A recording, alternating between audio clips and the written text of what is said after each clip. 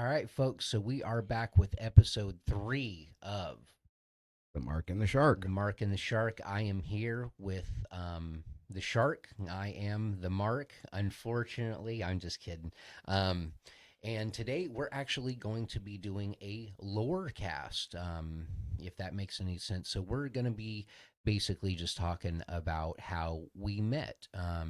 We met in a public place and throughout weird exchange when he was going to pay. He opened his wallet and had a picture of Jim Cornette in there. So I looked at him and I said, "Is that Jim Cornette?" Of And course. that's how we met, and we became friends upon that. And we both really enjoy the Cornette show. So we would always just talk about Jim Cornette's podcast and other podcasts in wrestling. And eventually, throughout about I don't know what 6 months or more, um, I mentioned, why don't we have a podcast? And that is that is the lore of the Mark and the Shark. That's how we got together. It was because of Mr. Cornette. Love of wrestling. I've been a wrestling fan myself since probably about 1977, 78. Grew up watching stuff from the Cow Palace as a kid, local territory, watching the WWF in the 1980s as well as the AWA. Was fortunate enough to actually be down in the South to actually see World Class Championship Wrestling in 1983, 1984 when I was a kid. And I remember actually seeing Mr. Cornette himself on there when I was a child. That's my first experience of seeing him and his years in the NWA, and just been a longtime wrestling fan ever since. Yeah, so it's funny because as much as I love Corny, I have never seen Corny up close, but this man over here has, and that has sparked a friendship that has lasted pretty long now, and that's what brought us here. I'm not a huge wrestling fan of the back in the day stuff like the Shark is. I started watching probably in the early 2000s, and I stopped watching. I always kind of kept up with it. Like I would know who the champions are, but I never really watched it. And then, a couple years ago, a different company was gaining a lot of.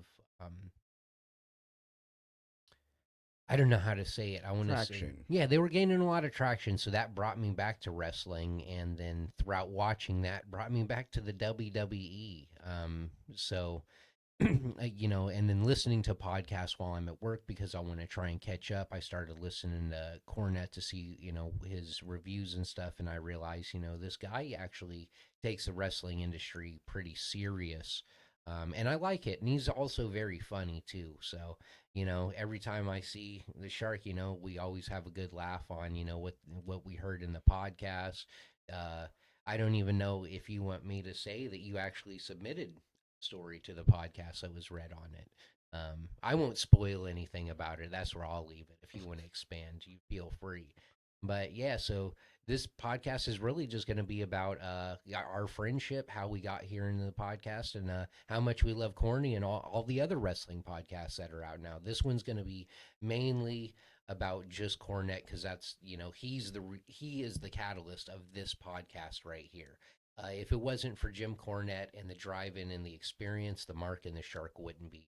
Yeah, very true. And like I said, growing up just watching him as a fan, the stuff he was doing, especially he was always the even as a child, he was the heel. He was the one, always wanted to see him get his comeuppance. But there was something about him I always liked. He was really intelligent, very verbose. He was definitely, you could sense the fire, the passion that he has for the business, and he is one of the greatest minds out there.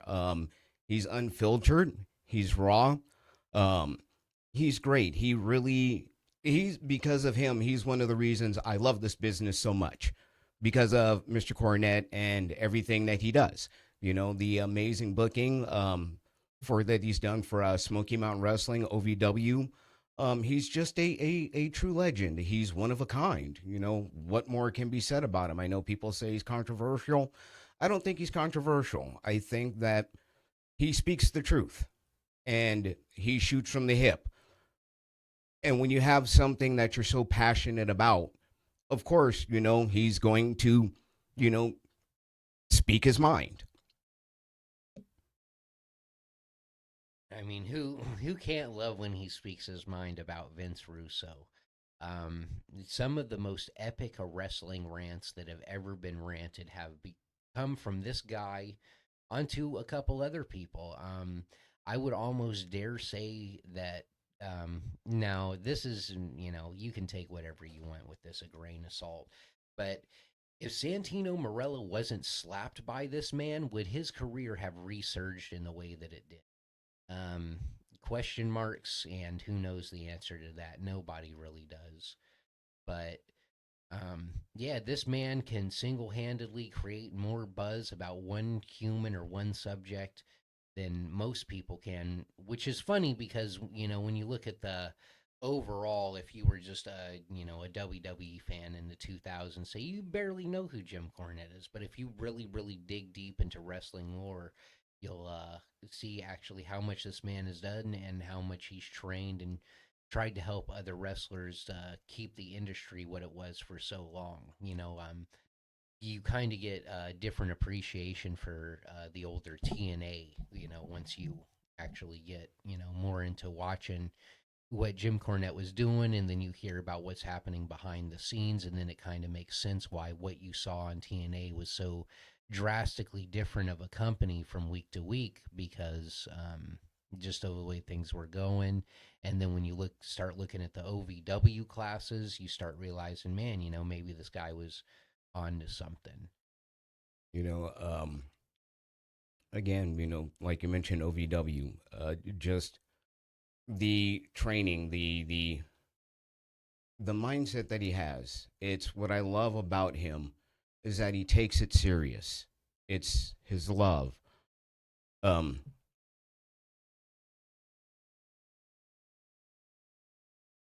he's unique.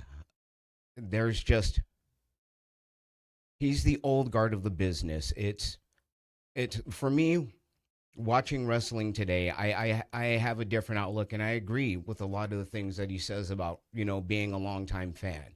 And for me, it is kind of some of the stuff, to be perfectly honest, is a train wreck today. I think there is a lack of professionalism. I think that looking at the business, he is right that the business is supposed to be believability. You have two people that you make it look like they're beating the hell out of each other when in fact they're not. But they are so skilled, they are so tough that you really you get into it like, holy crap, how can it? And nowadays it just seems like it's, I mean, I know wrestling has evolved over the years from the we're talking from the times of, you could go back to um who'd be Hackenschmidt. You could go back to Gotch, to the old days of the mats, to the evolution of where the sport is today. So you are going to see those changes, that transition. But as in terms of it really has gotten to be more dangerous. There are more injuries. It to me does he's right. It makes the business look bad when you have a lot of people that are sloppy, that are careless, and I mean, it's to the point that to me, some of it isn't even wrestling anymore. It's stuntmen, And I agree, that's an insult to the business. That's an insult to those that have busted their asses to understand what the business is about. To understand, and what I love is he's right that there really is no psychology for most of the. We'll just say for quite a few of the talent out there, they really don't know how to physically emote, to make it look like you're in pain, to show it, facials, um, to see how they, translate that. It's just, it is very action, flippy, fast paced. It's like, let's slow it down. I really think there are a lot of people out there in the industry who would benefit from his wisdom. You have a lot of people out there that insult him. It's like, why are you insulting this guy? This guy has been around in some cases longer than some of these people that have been out there in the industry. I think it would be wise if people were to quiet down and actually listen to what Jim says, it could help quite a few people. I mean, this is kind of not on the subject of Cornette, but it is directly ties into what you say. So, wrestling being a episodic television show, um, the only other shows that have been going as long as the WWE Raw and SmackDown. There's other shows. They're called General Hospital. They're called The Young and the Restless. Those are soap operas. Now, if we have a soap opera and we have a bunch of actors on that soap opera and half of them can't act, it's not going to be a good show. They do the same thing, and this is what I always tell people. They say, "How can you watch that wrestling crap?" And I just tell them it's my General Hospital, it's my Young and the Restless. That's how I can do it. It's my soap opera because, like the Young and the Restless, during every episode, there's 4 to 6 stories being told. And all the actors need to accomplish that story being told or leading into the next episode where it's going to continue to be told with an overall main plot going. Now, if you explain just that and you say WWE Raw or WWE SmackDown, that is the same format. It's a weekly, yearly long episodic television show that has 4 to 6 stories that are concurrently going at the same time between the characters with a main plot around it. The main plot around it is the championship. The mini stories that you have is I need to fight for my honor, or I need to fight for this guy's hitting on my girl, or I need to fight for because I need to prove to the audience that I'm the best. Now, these are all different stories, but they're in the same episode, just like the Young and the Restless. And I'll just leave General Hospital out of it because I'm a Young and the Restless type of guy. Um, so that's where it goes with me. So when, people say, well, you're taking it too serious or this and that.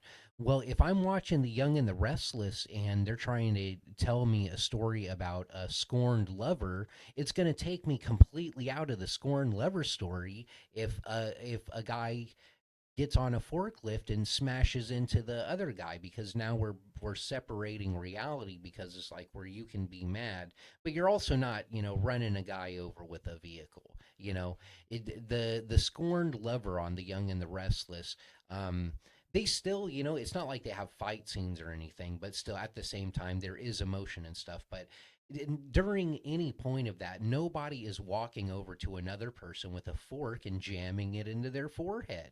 I mean, that we see if so my point basically being is to keep people interested in this episodic TV show, they need to have the same formats that the other long running television shows, which basically at this point are just soap operas. No other shows have been going on for more than 20 years. There's one format to keep a story going for that long, and that's how we do it. There aren't seasons in wrestling, it just goes. So with all that being said, once you start, going into the things that Jim doesn't like, which is the thumbtacks, the, this and that, you're taking the story too out, because now it's no longer about being champion. Now it's just about wanting to hurt somebody. But wrestling isn't about just wanting to cause pain. Wrestling is about telling a story of a fight. And that fight doesn't have to end up in death. That fight ends up in proving physical dominance over you. I held you down. I made you tap out. I knocked you out. But not I'm stabbing you.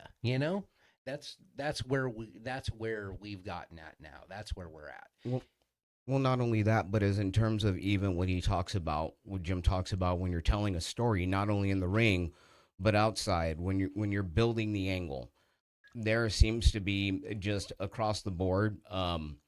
It seems to be just all the companies are guilty of it, a lack of consistency. Sometimes a story will start, it'll drop off. It will, that's another aspect he talks about. You have to build something properly, and in this day and age, I think that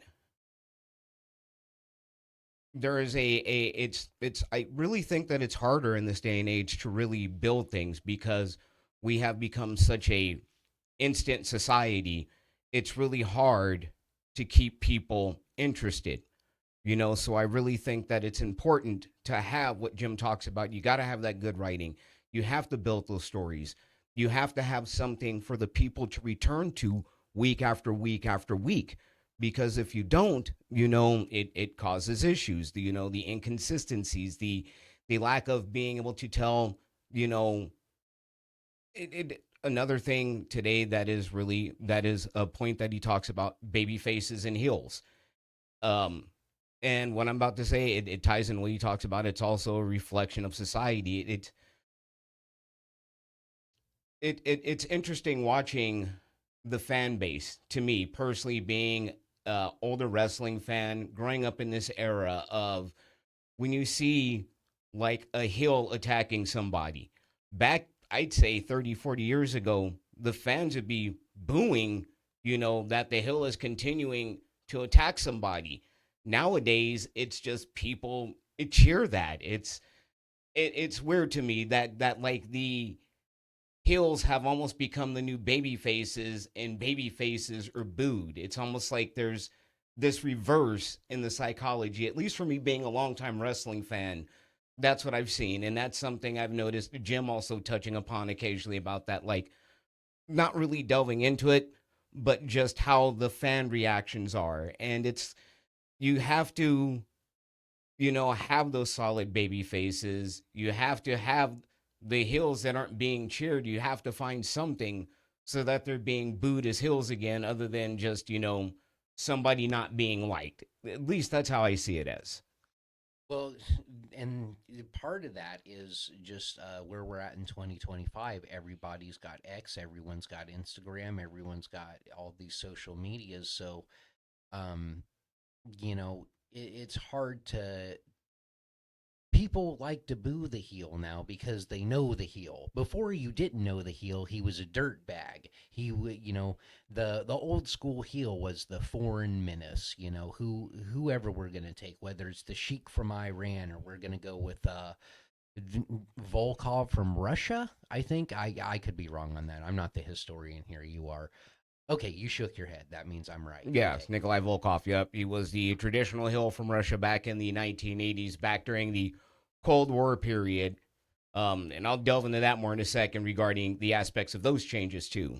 But yeah, so the Sheik and Volkov, they didn't have an Instagram, they didn't have a Twitter. So when you saw him come out and everyone said he's a bad guy, we don't like him, you hopped onto it, and then he was, they acted like assholes to people to get them to hate him. But you never knew how cool the Sheik was. Nowadays, you can. If you pop on YouTube, you'll find out Sheik was one of the coolest guys, and he was hilarious. The Sheik was absolutely hilarious and a fun guy to be around, especially if you were doing, a lot of messed up stuff. If you're on a lot of drugs, he was, awesome to be around, but the Sheik actually did care about people. He helped people out and stuff too. It's not all bad.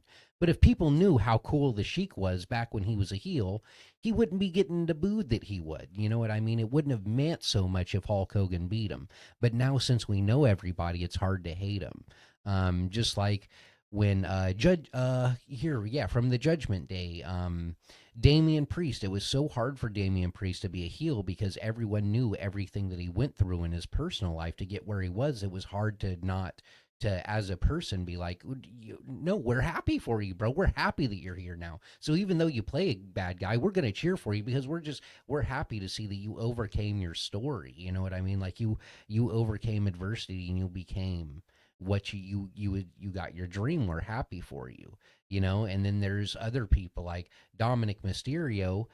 He was getting booed at first because it was part of the And show. that's what I was about to say. I think as in terms of, and that's the aspect that's different of wrestling nowadays, because you know what's going on, because the curtain has been pulled back, so to speak.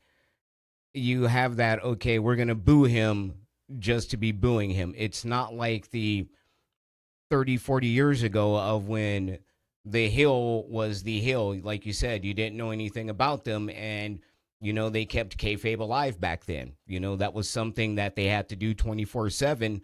So if these people are seen out in the streets, if you're the hill, you got to do something.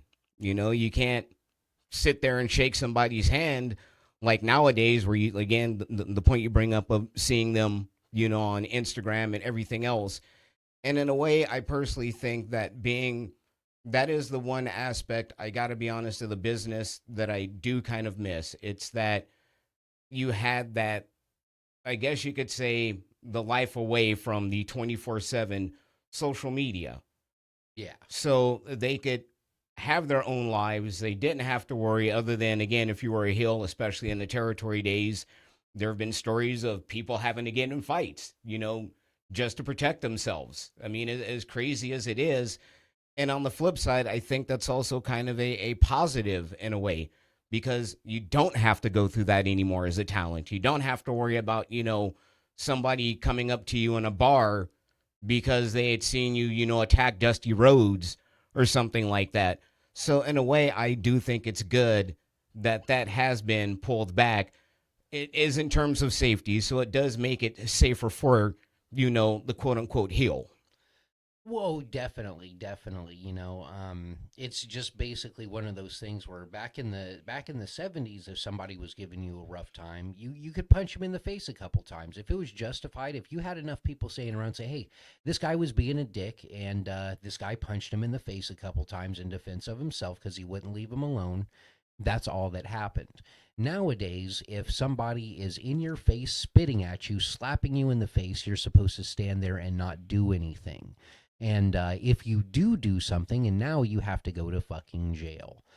So that's basically where we're at in the times that, it was, if someone was talking to the business, you had to live that tough guy gimmick. You had to be the tough guy, because if you weren't tough in real life, we couldn't have you being tough on TV. So you would have to do those fights. But nowadays they can't, man, because they'll go to jail. Yeah. They'll get fined. They'll make the company look bad, because nowadays, whereas even though they're looked at as big athletes and everything like that because of John Cena and The Rock and everybody, they're looked at as actors now. So they want you to act like you're an actor. So you be nice to the fans. You don't hurt the fans. If they don't like the character you played in this movie, that doesn't mean you hit them. Um, and the legal part of it too. Like back in the day, if you got your butt kicked in the 70s, it was probably because you were in the wrong place at the wrong time, or you caused it yourself. Nowadays, people are fishing for that just so that they can blast you on the internet. So it's a completely different training with these wrestlers now. It's how they have to deal with the public.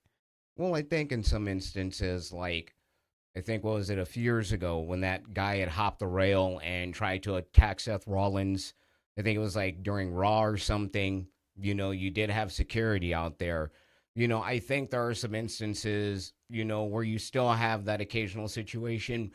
They'll let the wrestlers handle it themselves. They don't get too outrageous, but the stories like Jim told, the stories that he's been involved in, listening to on the podcast, on his podcast. And it's crazy to hear what some of these people had to experience, being attacked on the way to the ring, being attacked on the way back, night in, night out. I mean, I'm pretty sure, that for some of them it was fun. I'm pretty sure for some of them it was probably tiresome.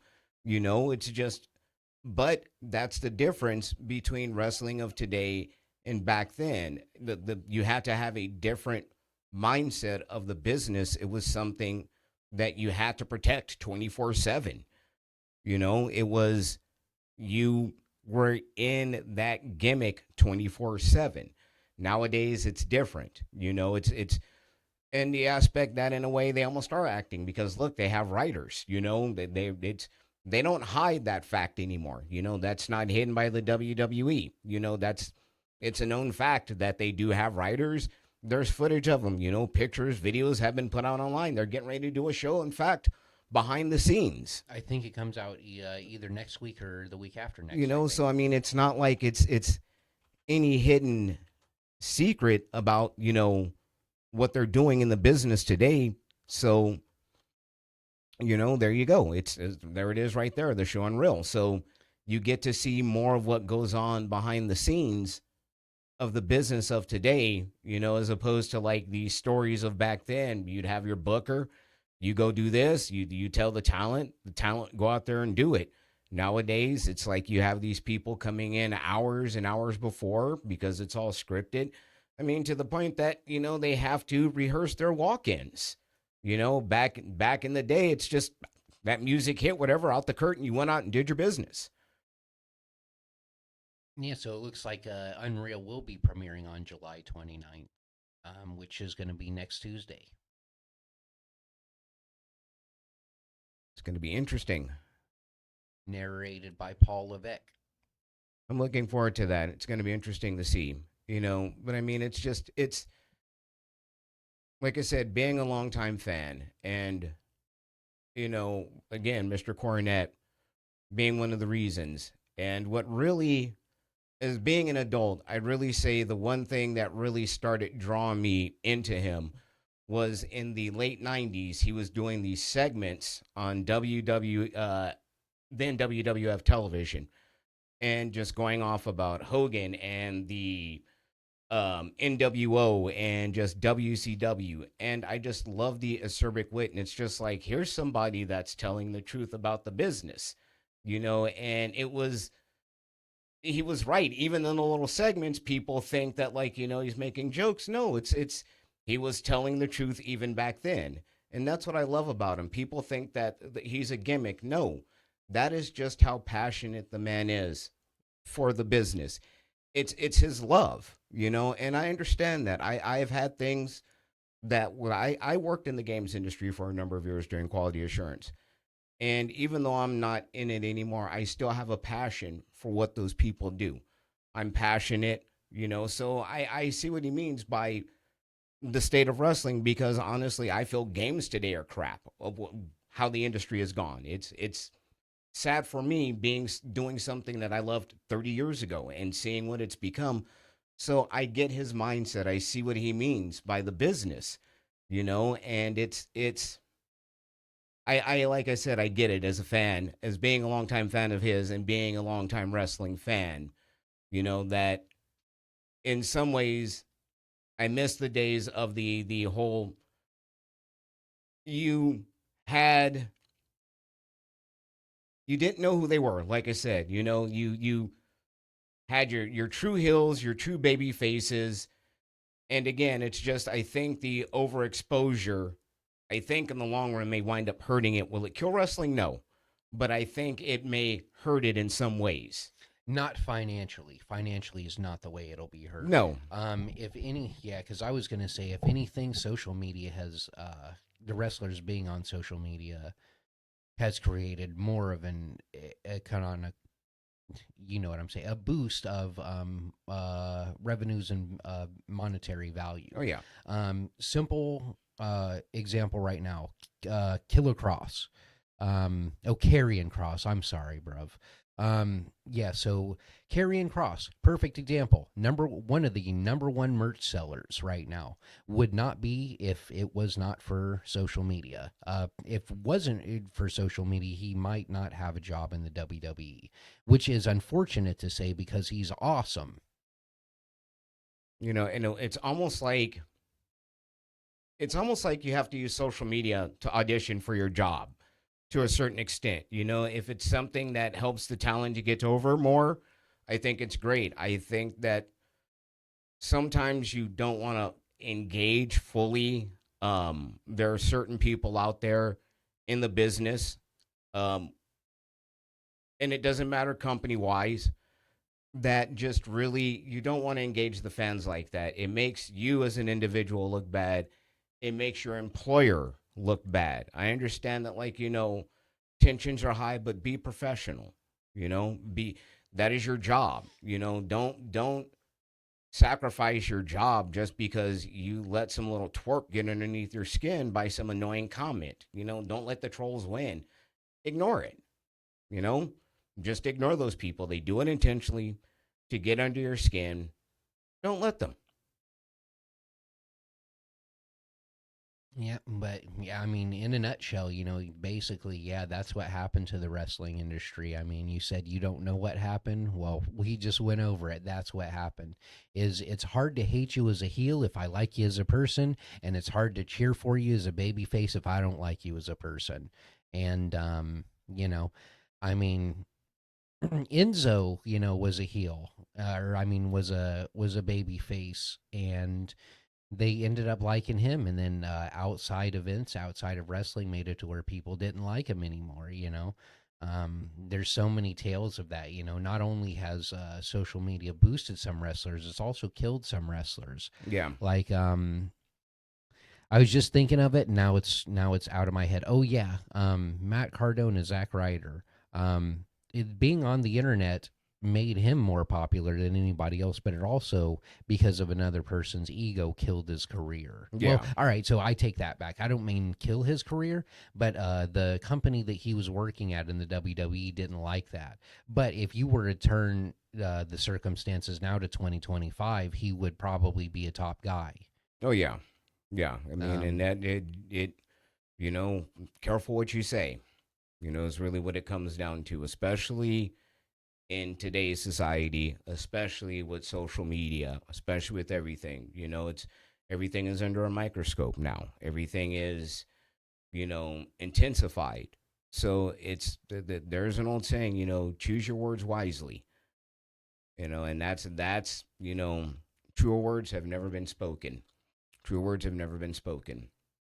Like that man right there, he speaks the truth about what happens with business, what happens with the talent. He's seen it, he's been there, he's done it. So for me, and that's the funny thing, it's people that sit there and argue with him. It's what good does it do you? What good does it do? It's he's going to incinerate you, burn you, destroy you verbally, and embarrass you. Because again, he's done it all in the business. He's a one of the again greatest minds out there. I'm a proud card carrying member of the Cult of Coronet. Both my wife and I are.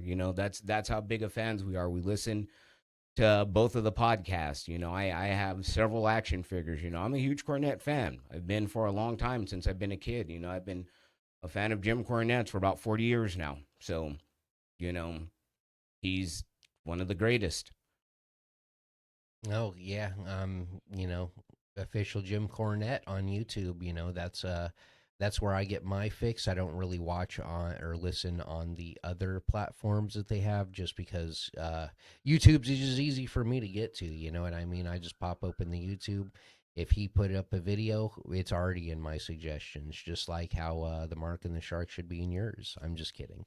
Um, but yeah, Jim Cornette and Brian Last, managed by the Arcadian Vanguard. I don't want to say this is the inspiration for the podcast. I mean, it is in a way, but not in the way that it's formatted. Whereas we're just fans. This guy's actually been in the business. But it's there's a lot to take away from it. There's a lot of fandom. You can say, well, I'm a Cornette guy, or I'm a Russo guy, and if you're a Russo guy, I'm sorry, brother, I gotta take you to the back and beat you up.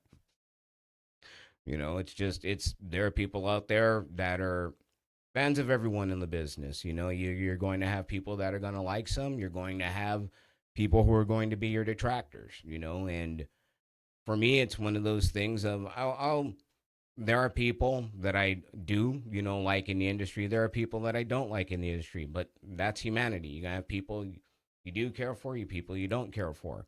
I mean, but the people, those, they have the experience. They are in the industry. I'm not. I can say that now. So I at least can applaud them for, being in something that just seems so insane, so outrageous. It is the male soap opera, but it's something I've loved since I was a kid. And it's for me it'll never change. As in terms of being a fan, I'll always be a fan in one way or another. And I love a lot of the talent of today. I think there are certain talent of today that really get what the business is about, that probably do listen to Jim, and actually take what he says seriously. And I think that's, I'll be honest, if I were in the business, if I had ever been in professional wrestling, he's one man I would have listened to. I would have taken his advice. I'm going to listen to somebody that is wise, that knows what they're talking about, that knows what they're doing, especially if it helps to get you further ahead to where you're in one of the big companies. That is such an invaluable source of information. you know, and it's just, I think people of today, I think there are people that have a problem with it because he is very forward. He doesn't, he doesn't pull punches. And I think that there are some people that feel that, oh, well, it's bullying. That's not bullying. That's just how he is as a person. He's very open. He's straightforward with you. He doesn't hide his opinion. He'll tell you what he thinks. And to me, honestly, that's refreshing that you have somebody that's going to be unfiltered and truthful and going to be unabridged, and they're going to give it to you straight. Too many people out there BS. They BS around.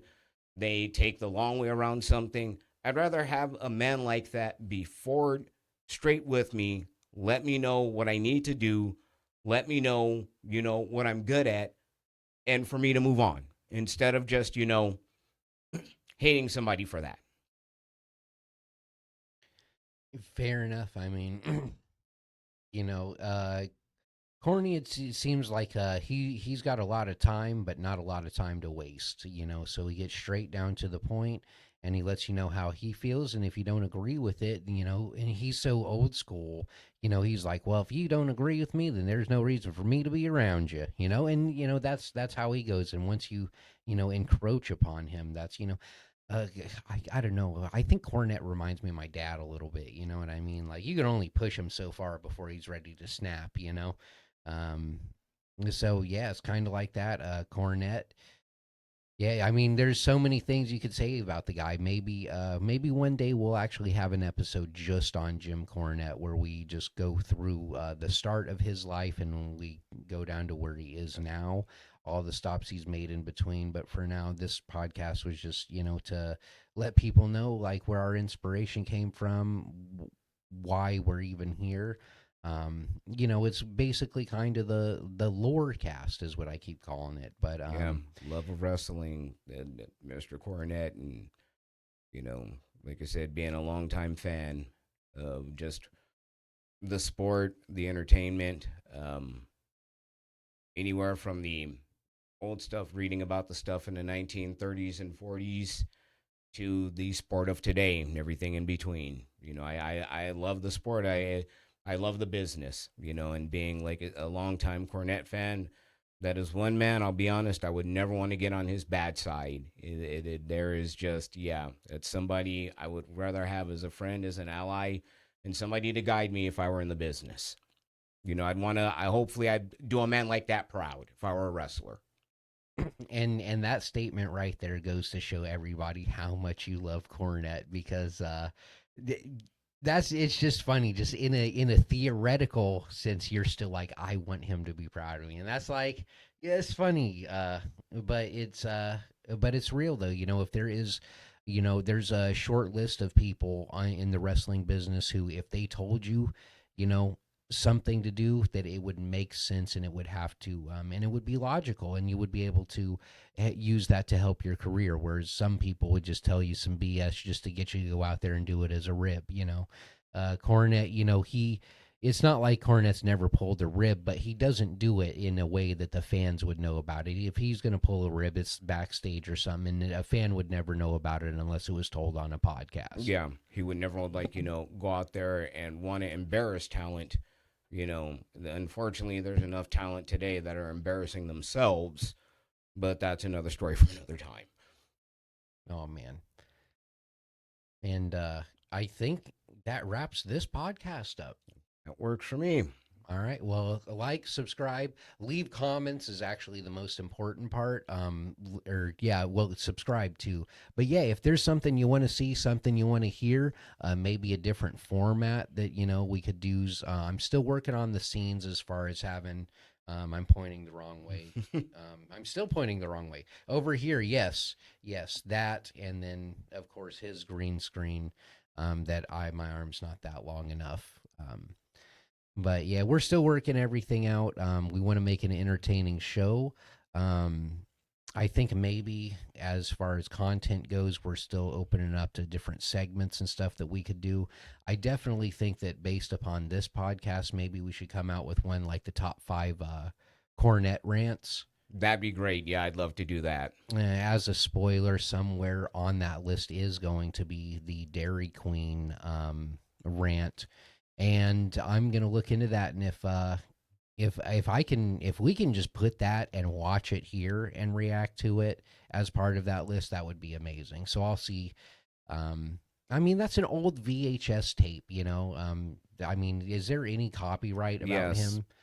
there's because of copyright laws. Yeah. Well, I'll have to look into that because all we're doing is a review or just actually watching it and laughing. I don't know. But either way, I'll figure that out. But yeah, top five corny rants. I think that'd be a cool video. Alrighty. All I'm the right, shark. marking the shark out. If I can find the button to click a way out of this. Episode 3, completo.